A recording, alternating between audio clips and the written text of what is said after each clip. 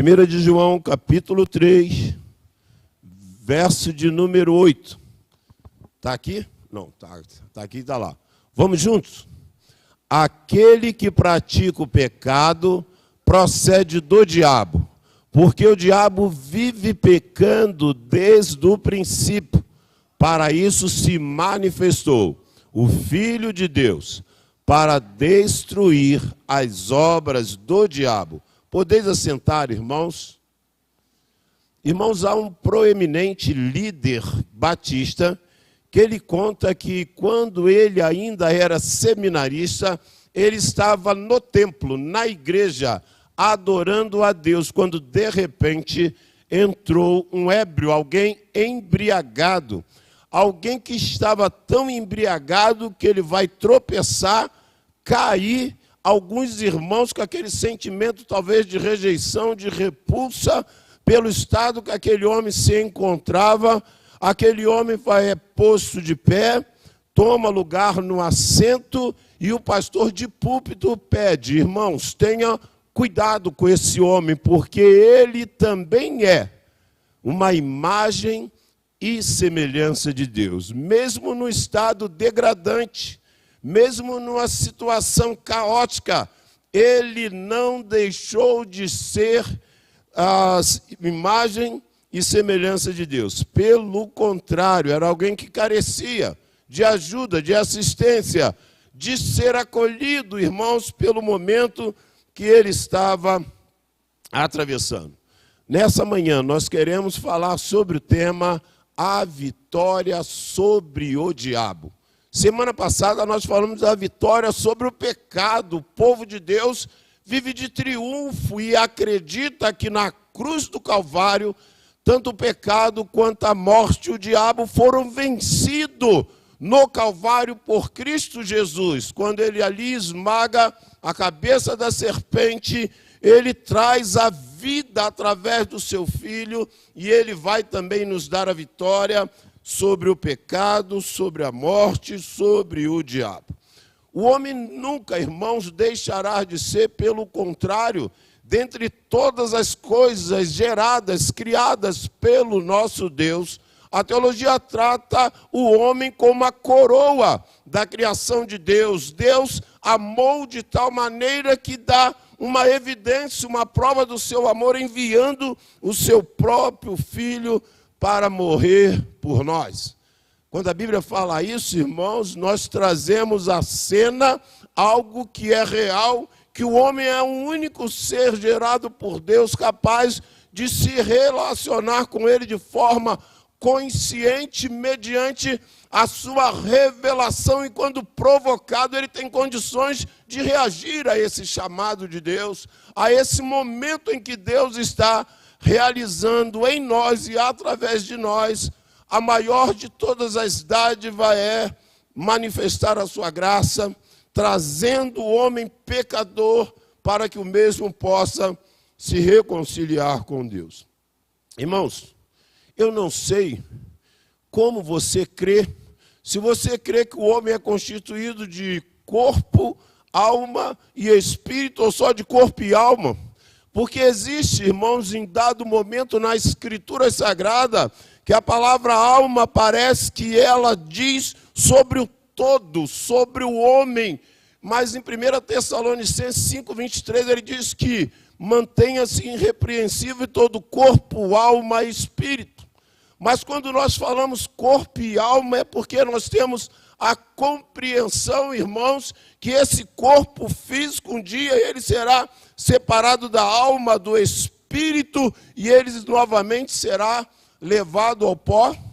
Porque o corpo, irmãos, ele não vive sem a alma, mas a alma vive sem o corpo, e por isso que um dia haverá novamente esse encontro para aqueles que partiram quando Cristo voltar, para ser por ele julgado, ou se não, galardoado. E esse é o momento, irmãos, que nós vamos entender que essa vitória que o Senhor está nos concedendo desde a eternidade, aonde isso foi visível, aonde isso foi materializado, há mais ou menos 2000 anos atrás, quando ele vai deixar claro que para a igreja de Cristo há dois momentos marcantes, é Calvário e Pentecoste. Calvário, onde Cristo foi morto, ressurgiu, e Pentecoste, depois que ele foi assunto, é o dia marcante do início da igreja, do povo de Deus reunido, triunfando sobre o pecado, sobre a morte, sobre o diabo e também sobre o inferno. O corpo é a realidade física que não há como nós fugirmos dela. É aquilo que é visível, tangível, aquilo que é palpável. Aquilo que nós temos, mas que também nos dá essa compreensão das suas limitações e das suas fragilidades. Por isso é que nós, quando o Senhor fala que ainda que o nosso espírito possa estar pronto, ou seja, o espírito aqui está relacionado com a parte que está mantendo de forma consciente esse relacionamento com Deus.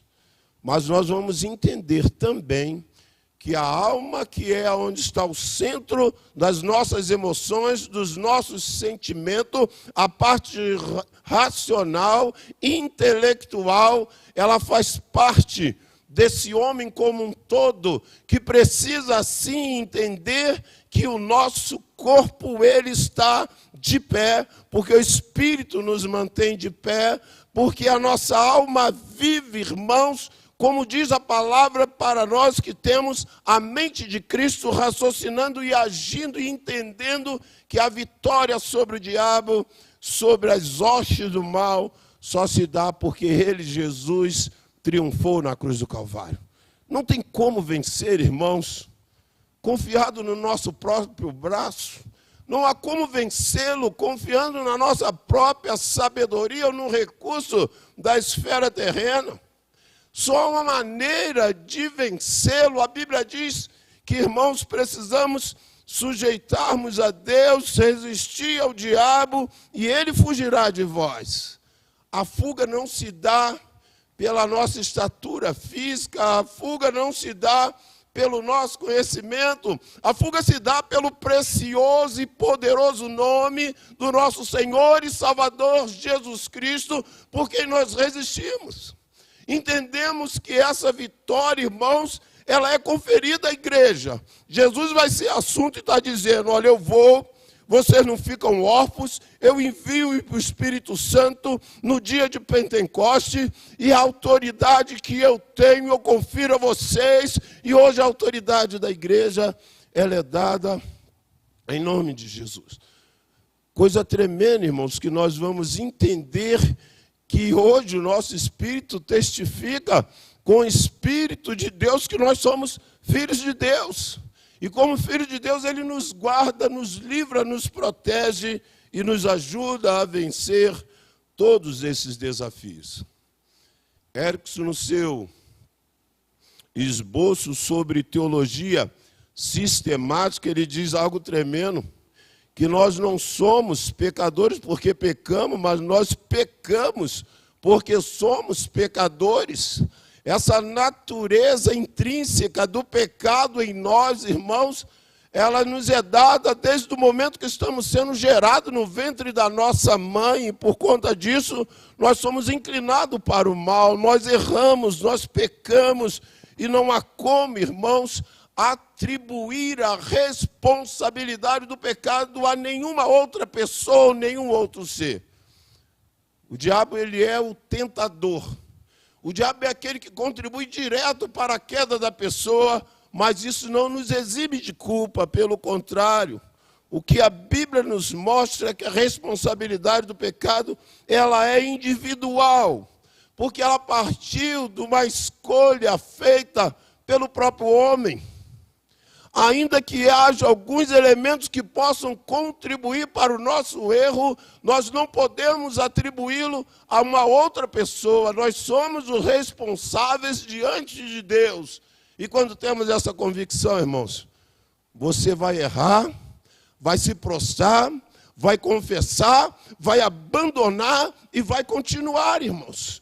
porque a vitória já nos foi dada sobre o diabo na cruz do Calvário, mas nós vivemos essa batalha espiritual, essa guerra, essa peleja que precisa ser por nós enfrentada, sem subestimar e sem superestimar esse inimigo, que não pode agir além daquilo que Deus permite. Ele é um ser também criado, gerado e também limitado, e o poder de Deus vai fazer com que ele possa agir até onde Deus permitir. Irmãos, quando nós entendemos que a escolha do homem pecar vai suscitar, vai levantar, vai incitar a ira de Deus, porque ainda que ele nos ama, ele odeia o pecado. Irmãos, não tem parceria. Não tem como pedir para patrocinar o nosso erro. Deus não patrocina, Deus não financia, Deus não compactua com o nosso erro. Então, o que nós entendemos, ele ama o homem por ele criado, mas ele odeia o pecado por nós cometido. E certamente, irmãos, todos aqueles que derem continuidade a essa prática, ele vai acumular a ira de Deus e no dia do juízo ele prestará conta. Põe, por favor, João 3,36, Evangelho de João, capítulo 3, verso de número 36. Vamos ler junto, irmãos.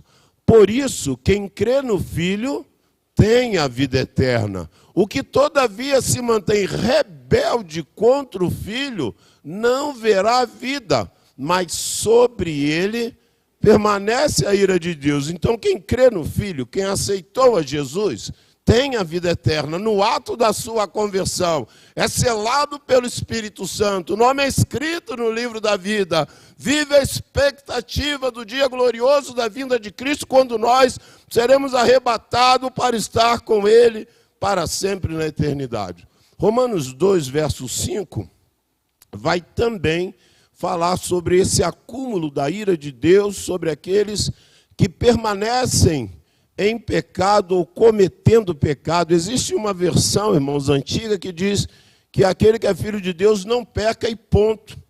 Na verdade, a versão depois revista e atualizada, ele diz, não vive habitualmente pecando, não tem prazer, não tem alegria na prática, ele foge do pecado. Retorna, por favor. Vamos juntos? Mas segundo a tua dureza e coração impenitente, acumulas contra ti mesmo ira para o dia da ira e da revelação do justo juízo de Deus. Universalismo, você não tem espaço entre nós, porque essa é a crença de que no final Deus é amor, todos serão salvos. Meus irmãos, a Bíblia diz que aquele que é de Deus não vive habitualmente pecando, não tem alegria, ele se sente incomodado. O pecado é algo que não faz parte mais da sua natureza, ele nasceu de novo, ele vive em novidade de vida. E por isso nós vamos ter essa compreensão, que esse mesmo pecado que tem sobre aqueles que ainda não aceitaram a Cristo, poder escravizador, tornando-se um hábito, um vício, fuga, negação da nossa realidade, ou pior ainda, irmãos, a tentativa de transferir para os outros o motivo dos nossos erros. Vou preservá-lo, não é bom fazer isso, né? Pode tirar o versículo, por favor. Não é o ideal fazer isso, mas eu quero pontuar o meu erro e não do filho.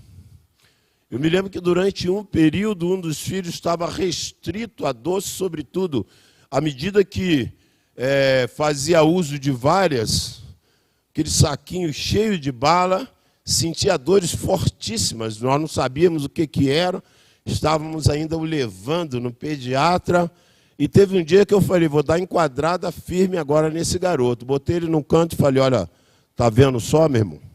Você está sentindo essas dores na sua barriga porque você fez uso excessivo daquelas balas. Ele levantou a cabeça, olhou para mim e falou assim, pai, mas foi o senhor que me deu.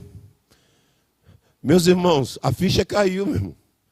Aí eu tive que fazer o quê? Admitir que eu que estava errado. Quem tinha que exercer sobre ele essa disciplina, essa autoridade, ainda que não eximisse, mas naquele período não conseguia ter esse discernimento do certo e errado, do bem e do mal. E eu pude entender naquele instante, irmãos, que os nossos erros não podem ser transferidos. Eu assumi, fui eu que errei, a partir de hoje, coro canta, tu não tem mais nada também, até que melhore. Mas eu quero trazer, irmãos, justamente porque às vezes nós estamos transferindo. E essa transferência se dá desde o princípio. Lembra o que Adão falou? Senhor, as irmãs não, porque eu acho que é pesado falar isso. Senhor, os homens também não, que pode dar ruim para a gente em casa, esquece esse negócio. Eu falo sozinho, a Lúcia está aqui, os irmãos orem por mim, né? Orem por mim. Senhor, a mulher que tu me deste. Ele comete o erro, transfere para Eva, pensando que vai se eximir da sua culpa. Aí Deus, quando vem cobrar, fala: Adão, onde você está? Quase que ele falou: Senhor, mas não fui eu que iniciei, foi Eva, foi ela que me induziu juntamente com aquele velho guarda que estava configurado lá de serpente, cujo nome é diabo, Satanás, e isso nada, irmãos, vai nos levar a transferirmos as nossas responsabilidades. Mas quando nós temos essa compreensão, irmãos, que nós não podemos mais ser escravizados, irmãos. O pecado para nós não pode ser um hábito. Você não pode estar insensível mais. O Espírito de Deus tem que nos incomodar. Eu cometi um erro. Isso tem que tirar o meu sono, isso tem que me incomodar, isso tem que gerar para mim uma inquietação enorme, até que haja confissão, abandono, porque pecado para crente não é um hábito, não é um vício, não me acostumei mais com ele. Nós não podemos nos amoldar pelas práticas mundanas com esse discurso, todo mundo faz, não tem nada a ver, são coisas que realmente atrapalham a nossa vida cristã. Irmãos, e para nós que entendemos que a vitória sobre o diabo, ela precisa, antes de mais nada, de entendermos contra quem nós estamos lutando. Irmãos, havia uma prática que era um exercício, cujo título nós fazíamos uma demonstração para enganar o inimigo, enganar no sentido dele achar que aquela era a estratégia e a estratégia era outra. Nós vimos agora Josué, Deus usando de estratégia. Josué é, inclusive, para Alexandre, um grande estrategista, mas ali tem mão de Deus, direção de Deus, glória voltando para Deus. Mas aqui, diante desse adversário, nós precisamos compreender que ele é o inimigo feroz. O que a Bíblia diz? Sede sóbrio e vigiai, porque o diabo, vosso adversário, anda em derredor, bramando como leão, procurando a quem possa tragar. 1 de Pedro 5,8 tem essa frase assertiva que diz que ele é o nosso inimigo, e essa palavra Satanás, ela vai aparecer na Bíblia 52 vezes, pondo ele como nosso adversário, irmãos. Esse é o adversário das nossas almas. Esse é o adversário da igreja. Ele precisa ser combatido. E como combatê-lo? Tiago 4,7. Sujeitai-vos, pois, a Deus. É a única maneira de vencer. Quando eu estou me sujeitando a Deus, eu estou em oração, eu estou lendo a palavra, eu estou vigiando, eu estou fugindo de tudo aquilo que possa me levar para o erro, para o pecado. A palavra diabo, por sua vez, aparece 35 momentos na Bíblia, e o diabo quer dizer caluniador. Romanos 8,44 diz que ele é o pai de quê? Pai da mentira. Por isso que o crente nem de brincadeira deve ficar mentindo. Se mentiu, meu irmão, volta lá e se arrependeu. Opa, última forma, não era aquilo que eu queria falar. O que eu falei não procede. O que eu falei brincando. Aquilo não é a verdade. Porque aqui nós estamos diante daquele que é intitulado como pai, como caluniador, como difamador. A Bíblia diz que lá em Apocalipse que esse é aquele que nos acusa diuturnamente, 24 horas por dia, o dia todo. Esse é o adversário, irmãos. Mas nós vamos entender que quando nós estamos nos sujeitando a Deus, a Bíblia vai dizer, irmãos, que esse é o caminho, é o meio pelo qual nós podemos vencer aquele que diz que é o Deus desse século, porque o mundo jaz no maligno. A Bíblia vai dizer, põe aí por favor Efésios capítulo 2, verso 2, que ele é também o Espírito que opera nos filhos da desobediência. Se eu e você temos habitando em nós, desde o momento da conversão, o Espírito Santo nos capacitando com os dons, manifestando o fruto do Espírito, esse é o Espírito maligno, ele atua na vida daqueles que ainda não tiveram o encontro com Cristo. Diz assim, vamos juntos? Nos quais andaste outrora, segundo o curso deste mundo, segundo o príncipe da potestade do ar, do Espírito que agora atua onde? Nos filhos da desobediência. Por isso, irmãos, que o máximo que pode acontecer, nós darmos brecha para o inimigo, mas glorifique a Deus, porque ele não possui, ele não tem como entrar na vida do crente, porque o Espírito Santo de Deus é que habita em nós, e nós louvamos a Deus, irmãos, porque hoje ele está operando nos filhos da desobediência, e nós, como igreja de Cristo, temos que anunciar isso. Você precisa de Jesus. Não há uma outra maneira de vencer esse inimigo feroz, a não ser pelo nome daquele que na cruz do Calvário esmagou a sua cabeça. Queremos nessa manhã, irmãos, concluir, dizendo que no Calvário, Satanás ele já foi julgado, ele foi derrotado e o poder da morte foi anulado. Estávamos no gabinete ali preparando para batismo, né? E uma das perguntas é: qual é a principal consequência do pecado? De forma precisa foi dita: a morte eterna. Irmãos, nós entendemos que a morte eterna foi anulada na cruz do Calvário para aqueles que venceram o diabo por intermédio do nome do nosso Senhor e Salvador Jesus Cristo. A vitória dos salvos, irmãos, sobre Satanás, ela está em Cristo, no sangue do Cordeiro, aquele que com autoridade, irmãos, foi levado na cruz sem reclamar, porque sabia que Deus havia o enviado para assim realizar essa obra que só ele podia vencer.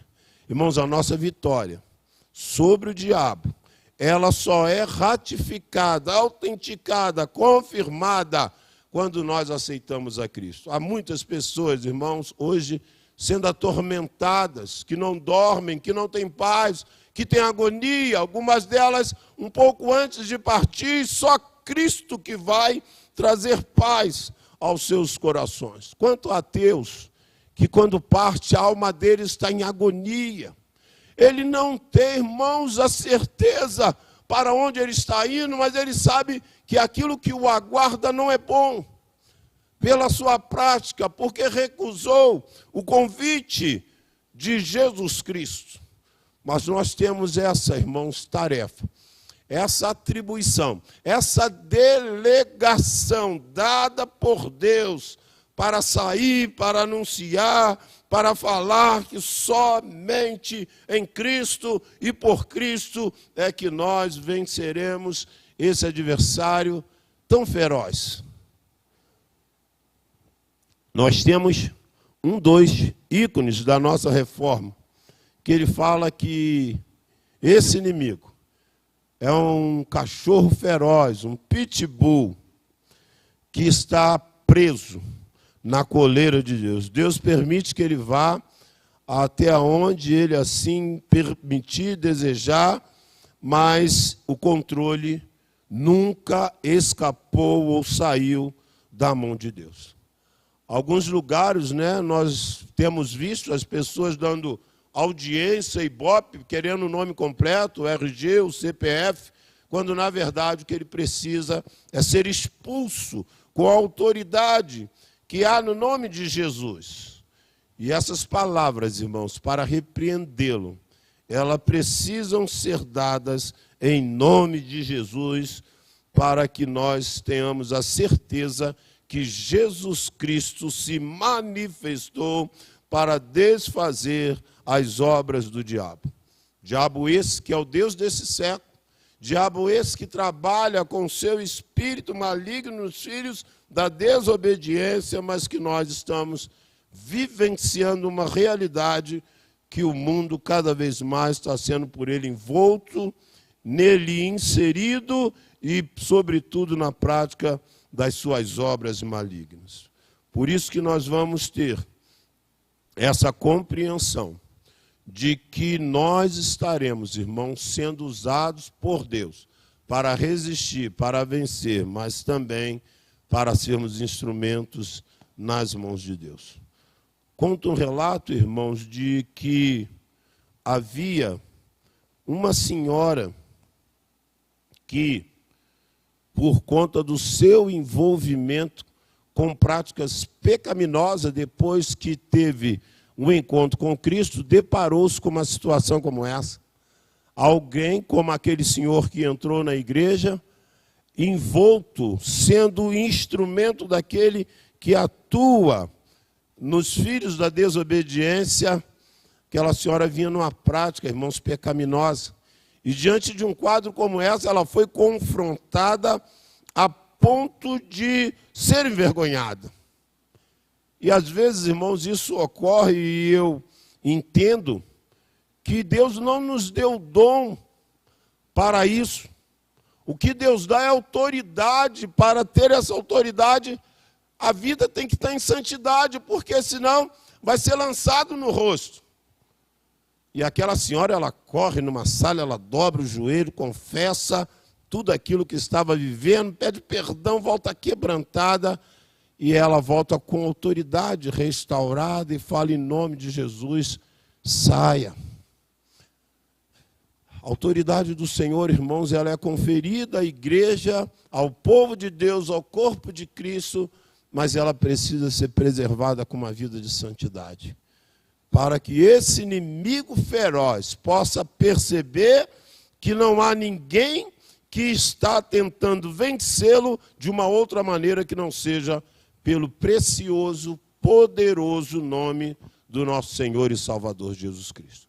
Que o Senhor nos ajude, irmãos, a termos a compreensão, como disse o apóstolo Paulo, como assim nós vamos ler na carta ou na epístola pastoral a Timóteo.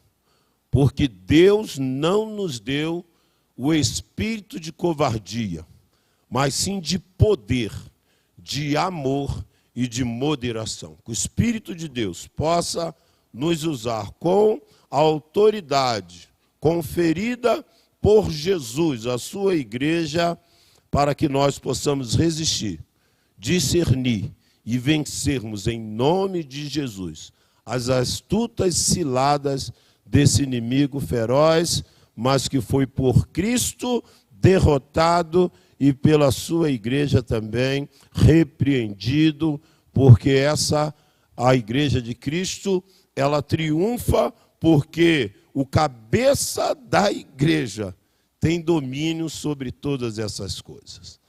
Pai bendito e Deus eterno, graça a nós te damos nessa manhã, porque nós temos a convicção de que esse ser que foi gerado por ti, ele tenta, ó Deus, tomar um lugar que não é seu, consegue, ó Deus, persuadir a outros anjos, e hoje esses anjos caídos já estão julgados.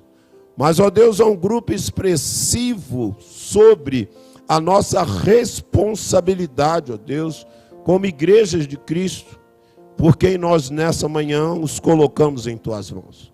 A nossa cidade, os desafios de evangelismo para o ano de 2024, procurar também viver uma vida de santidade, leitura da palavra, oração, permitir que o Espírito do Senhor quebrante o nosso ser, e que nós queremos, ó Deus, te suplicar, para que em nome de Jesus nós estejamos convictos de que o teu Filho, Jesus Cristo, ele se manifestou para desfazer as obras do diabo, para aplacar a ira de Deus e para nos levar à certeza, ó Pai, que em Cristo nós somos mais do que vencedores.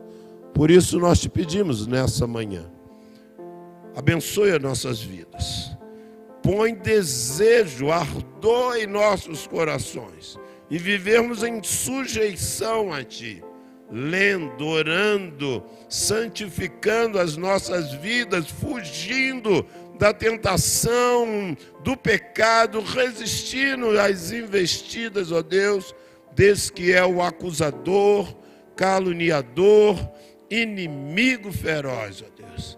Mas que em nome de Jesus tenhamos um ano de triunfo, de bênção, de vidas se rendendo aos teus pés, almas descendo as águas batismais, o inferno sendo, ó Deus, despovoado e o céu sendo cada vez mais, ó Deus, em pessoas que estarão sendo agregadas ao corpo de Cristo, ao teu reino, à igreja triunfante.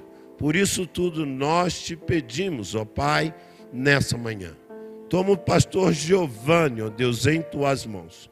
Toma, ó Deus, a sua esposa, os seus 2 filhos, o seu lar. O teu servo irá na terça-feira retornar, ó Pai, ao seu trabalho secular, fonte primária da sua renda, para que o mesmo tenha condições de sustentar com dignidade a sua família. Por isso nós te imploramos, cura, sara, restaura a saúde do teu servo, em conforme o teu querer e a tua vontade.